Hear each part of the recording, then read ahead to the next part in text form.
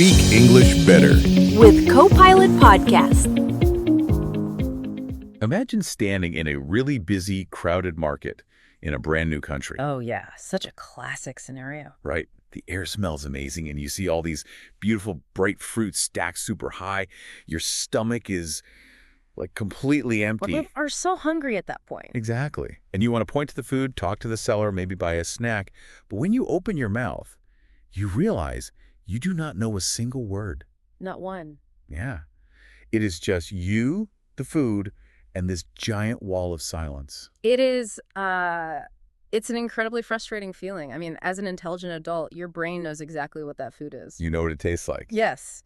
You know what to do with it, but Yeah. you are just missing that specific tool, the word to, actually unlock that interaction. Welcome to the Copilot Podcast Studio. Today we are speaking directly to you, the English beginner. Welcome, everyone. We know that starting a new language can sometimes feel like standing at the absolute bottom of a giant mountain. Oh, totally. Often, people just throw these really complicated grammar rules and long lists of vocabulary at you right away. Which is the worst thing you can do. It is. Yeah. It causes total information overload, which just makes you want to quit. Which is actually the fastest way to make any adult stop learning. I mean, language learning does not have to be a race. Right. And it really doesn't have to be heavy.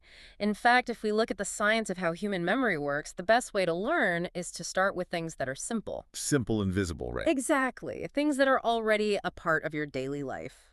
So today, we are taking a very slow, highly focused, deep dive into something you interact with every single day. Food. Yes, food. The names of common, healthy foods found in the market. Specifically, we are looking at fruits and vegetables today. I love this topic. Me too. We are going to explore not just what these words are, but, how your brain actually builds the paths to remember them forever. Because food really is the perfect starting point for a beginner. You wake up, you eat. You go to work or school, you eat. Yeah. You already have this deep personal relationship with these objects. We are just going to give your brain a new label for a familiar experience. Okay, so we are going to start our vocabulary journey today with something sweet. Sounds good. Something very easy to visualize in your mind before we move on to vegetables. We are going to start with two very common fruits. Okay, what is the first one? The first one is the apple. Let's say that slowly and clearly for you. Apple. Apple. Now, when we define this for a beginner, we want to attach strong physical descriptions. Right. So an apple is a round red or green fruit. I want you to picture it right now in your mind as you listen.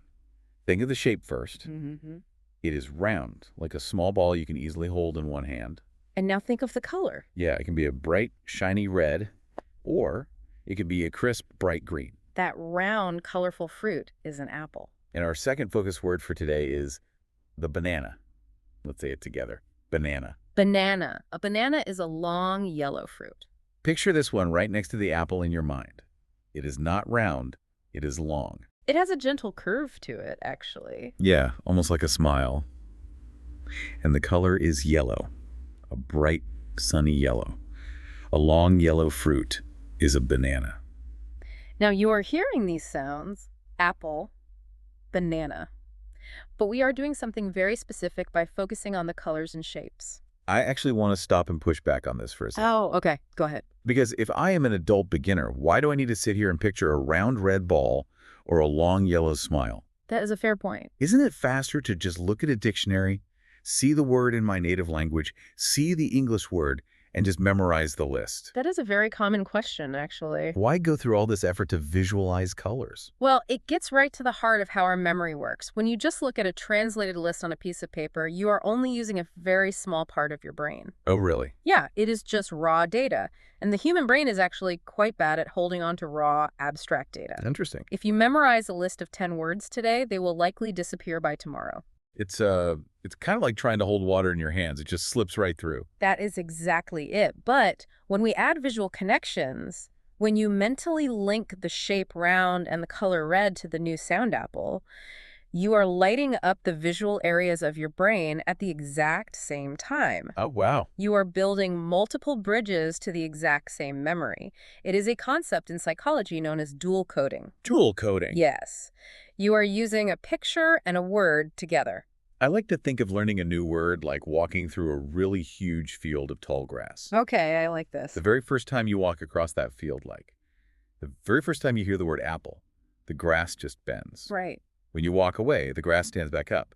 The path completely disappears. That is a brilliant way to picture it. And a dictionary is just walking through the grass once. Right, but if you walk that exact same path every single time, if you see that round red shape in your mind and think apple again and again, you eventually wear down a permanent dirt trail in the grass. A permanent path. Yeah, your brain can run down that path instantly without even thinking. Yeah, You have given the word an anchor in reality. precisely. You are turning an abstract sound into a physical object in your mind.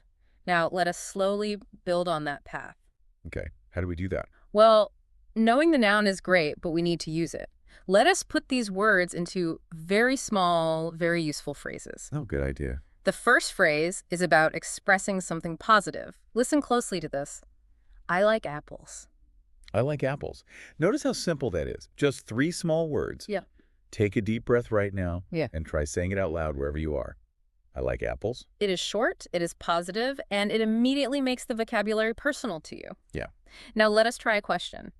Imagine you are holding that long yellow fruit and offering it to a friend. Okay. The question is, do you like bananas? Do you like bananas? Notice how the tone of my voice goes up a little bit at the very end there. Yes, that is very important. That rising sound tells the other person that you are asking a question, even before they process all the words. Let's try saying it slowly. Do you like bananas? Excellent. In just a few minutes, you are not just learning individual words. Yeah. You are learning how to connect with other human beings in English. You are asking about their preferences. Okay, so we have anchored our sweet fruits, the round red apple and the long yellow banana. Beautifully done. But what happens when the vocabulary changes? Let's move our journey downward, away from the trees, and look at vegetables that grow in the ground. Our first vegetable-focused word today is the carrot. Let's say that clearly. Carrot. Carrot. A carrot is an orange vegetable that grows in the ground. Let us build that visual picture again for you. Think of the color orange. Great, vibrant orange. Yeah. This vegetable is long, it is a little bit pointy at the bottom, and it usually has green leaves on top. Right, but the part we actually eat grows deep down in the dark dirt. An orange vegetable from the ground. Yeah. That is a carrot.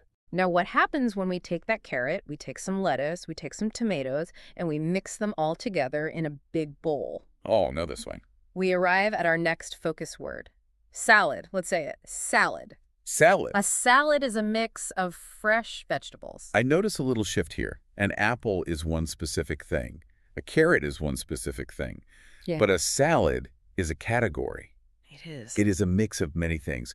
Does our brain learn a category word differently than it learns a single object word? It does require a slightly different mental box, actually. With an apple, your brain just pictures the object. Okay. With a salad, your brain has to picture the action of combining things. It is a grouping word. That makes sense. This is highly useful for beginners because if you go to a restaurant and you cannot remember the words for tomato or cucumber or lettuce, you can just use the grouping word. That is such a good trick. You can just say salad and you are perfectly understood. That is a great safety net for a beginner. Yeah. Now, when you describe that salad, you used a very specific word, fresh. Let's practice that sound.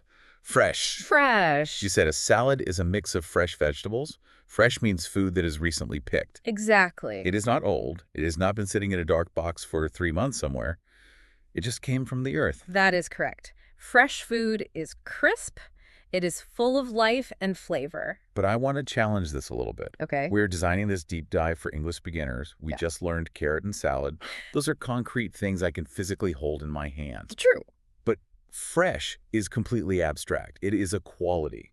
You cannot go to the market and just hold fresh in your hand. No, you can't. Isn't introducing an abstract describing word way too difficult for someone just starting out? I completely understand why you might think that, but actually, introducing a describing word like fresh is where the real magic of language happens. Really? Yes. Concrete nouns like carrot or apple are just basic facts. Adjectives, or describing words, are where human connection and storytelling begin. Wait, storytelling? With just one word? Absolutely. Think about the difference here. If you look at me and say, I have a carrot, that is good, clear information. I understand you perfectly. Right. But if you look at me and say, I have a fresh carrot, you are suddenly sharing an experience. Oh, I see. You are telling me that this carrot is bright, it is crunchy, it is going to taste delicious. You are waking up the listener's senses. Oh, wow. It breathes life into a very basic sentence. Exactly. It proves that even as a beginner, you really don't need a massive vocabulary to tell a good story. You just need a few powerful words. Exactly right. You are adding flavor to your English. Oh. Let us practice using these new words together. Listen to this phrase. This carrot is fresh. This carrot is fresh. Say it out loud with us right now. Feel how that sentence flows. This carrot is fresh. Let us try one more phrase with our new vegetable words. Listen carefully to this one. I eat salad for lunch. I eat salad for lunch. Lunch is the meal we eat right in the middle of the day. Right. So you are saying, in the middle of the day, I eat a mix of fresh vegetables. I eat salad for lunch. Think about the incredibly solid foundation you are building here. You have visualized the sweet fruits. You have dug into the ground for the carrot, You have mixed a salad. and you have learned how to bring them all to life with the word fresh. It is amazing how much ground we have covered so far. It is. But, knowing these words while you sit here listening is really only the first step of the journey. Oh, absolutely. The next logical step is taking these words out of this audio deep dive and applying them in the real world. Because knowledge without application easily fades away. You have to walk down that path in the tall grass if you want to keep it clear. Exactly. So we're going to look at 3 practical tips from our source material today. These are 3 easy ways to take your new English words out into the real world. Awesome, let's do it. Tip number 1. When you go to the local shop or market, quietly name the fruits and vegetables you see in English. This is a highly effective psychological tool called spaced repetition. Spaced repetition. Yes.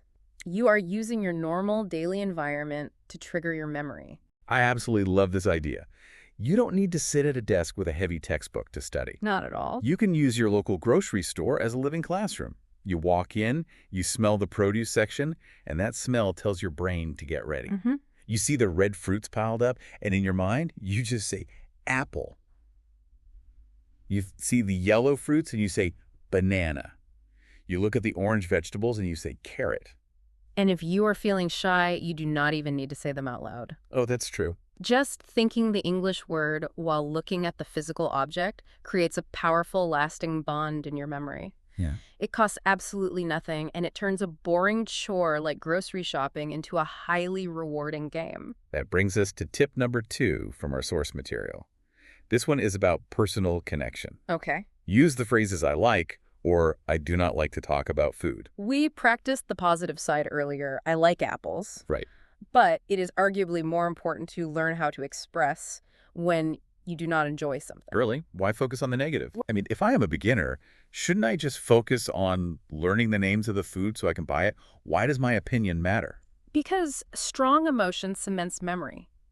The brain is literally designed to remember things that matter to us personally. Oh, that makes sense. If you absolutely hate the taste of bananas, saying I do not like bananas feels very true to you. It is a genuine emotion. Right. The brain remembers a genuine emotion much faster than a neutral fact. Saying I do not like gives you power and agency in your new language. That makes total sense. You are not just repeating a script, you are speaking your truth. I do not like bananas. Yeah. It is simple, it is polite, and it communicates your boundaries perfectly. Which leads us right into practical tip number 3. Keep your sentences incredibly simple. Yes, please do. Our source tells us to practice the phrase, I eat an eller, or I eat an and then just add the food word. This tip is here to fight a very common problem. Often, adult beginners feel like they need to construct a long, complex sentence to prove they are smart. Oh yeah, they want to sound intelligent. But complexity is not the goal. Communication is the goal. Saying I eat an apple is a massive victory. Now, you just used 2 different versions of that small word there. You said a and an. I did. I know a lot of beginners freeze up right here. They are terrified of making a mistake. They think, wait, is it a apple or an apple? Yep. And because they are afraid of being wrong, they just stay quiet. And that fear is the ultimate enemy of progress. Let's explain the rule very simply, but then explain why you shouldn't worry about it too much. Okay, lay it on us.